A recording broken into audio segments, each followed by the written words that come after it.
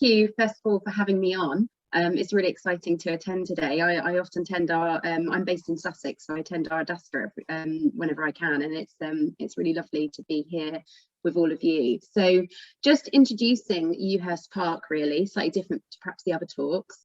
Ewhurst Park is a 925-acre estate. I'll show you roughly where it is. So we were just outside of Basingstoke, sort of Tabley near Kingsclear, and around there, and you can see I've just got here in relation to the water body that we're in. We're in within the Borkhurst Brook, which goes into the Embourne, the River Embourne. So in the I believe we're in the Kennet Catchment Partnership. And big 925-acre estate was bought by Mandy Lou, the estate owner, in late 2020. And she is basically embarking on a statewide biodiversity project and using rewilding principles, but also some traditional conservation as well, and a big mixture. And I'll come into that in a bit more detail. But just to sort of say at the moment, this is the rough outline of the estate here. And I thought it's nothing better than a Google Earth picture to show you what is going on with land at the moment. When Mandy first came to the estate, they were releasing 2,500 mallards every single year onto the lake here. This is a lovely, and some of you might know it, but a big 18-acre lake just here. And it was being used really heavily for pheasant shoots, arable land, and you know, everything was very neat and tidy and being tidied up. So first things we have done on the estate is basically just remove some of the hunting paraphernalia that is there and the shooting, and we are now starting to sort of let go of some of that arable. There has been cover crops just planted last year on some of the arable land, but we are basically sort of restoring it as best we can and using natural processes where possible. So there's lots of areas here, for instance, there's an old wet meadow. In 2011, somebody thought that would be a good plantation, so that has been all planted with trees all over the wet meadow. So we're going to be removing some of those trees and restoring all the natural hydrology. It was ditched out at the side to stop that water flowing in, and we're going to be reversing all of that. Other things people have done in the past is covered in all the ponds, and yeah, sort of any pond that was there, they've been all covered in. And we've heard of all sorts of things, like when renovations of the house were done, they used to stick old bury it within the ponds and just cover it up.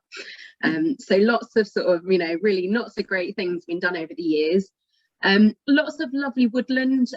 We've actually sought advice from, some of you might know, Alison Field and Jonathan Spencer, to help us with our management plans for the woodland, and they're helping us with more than that as well, all through the estate as well. And we're just looking at this stages of what this arable reversion will be. Lovely stretch of chalk that runs along just this south side of the estate, so we're thinking there, you know, and all of this is all really open, I should say, as well. We're really at those early stages. But looking at the sort of chalk grassland restoration in some of the area where the chalk is, this has been through stewardship, has been a parkland restoration. So that sort of sits as a park, but is a pretty sort of, let's say, I think they planted 4 grasses and including clover, and that's about in there. So we're really hoping we diversify this a little bit as well. Some of the woodland will be thrown over to grazing as well. We've got cattle, Exmoor ponies, and Tamworth 9-age pigs that will be on the estate, but very, I should stress, really, really low densities at this stage, and not over the whole of the estate. We don't have perimeter fencing right now, so they're not going to be released over the whole estate. It's going to be a very phased and very low density. So you know, they'll more be helping us over the years, spreading nutrients and seeds about, and rooting up the ground where we want them. We'll be rewiggling streams, blocking up drainage ditches, reinstating those ponds and scrapes, all sorts of things, like the edge of the lake here, helping that. There's some reed beds that were planted. Hopefully we can help those spread across. We're looking at beavers as well. So there's an area of land where we've just put in an application to Natural England for a beaver reintroduction in a penned area. And basically it's, I mean, I work at NEP, and it's following some of the principles of NEP, but some of it will be slightly different in that it will be more traditionally managed, and that's kind of recognising we don't have the 20 years advancement that NEP had, but also this is different soils, different topography, and yeah, just a different sort of concept really. Although, like I say, some of those principles will remain the same. One of the things that Mandy is really passionate about is reconnecting us to food. So we're looking at some very small parts of the estate, talking about 5-10 acres here and there, so probably around the houses here, to actually do some intensive organic vegetable growing, and also orchards. So there are some orchards around the house, but reinstating some orchards as well.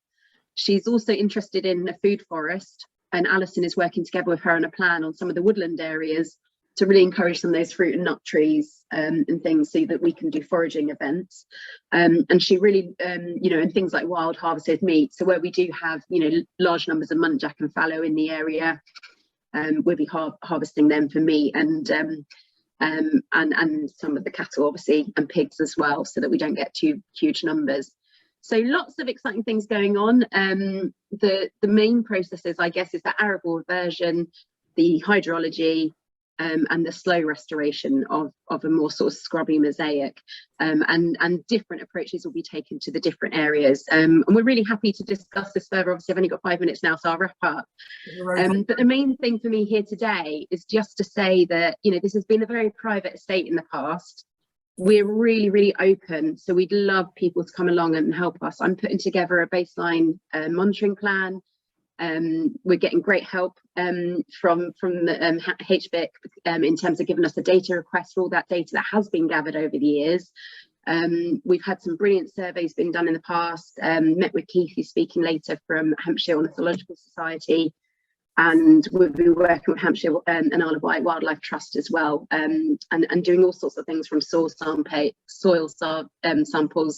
to every kind of taxa that we can. So I'm going to share just one of our lovely woodlands there, give you a bit of a flavour.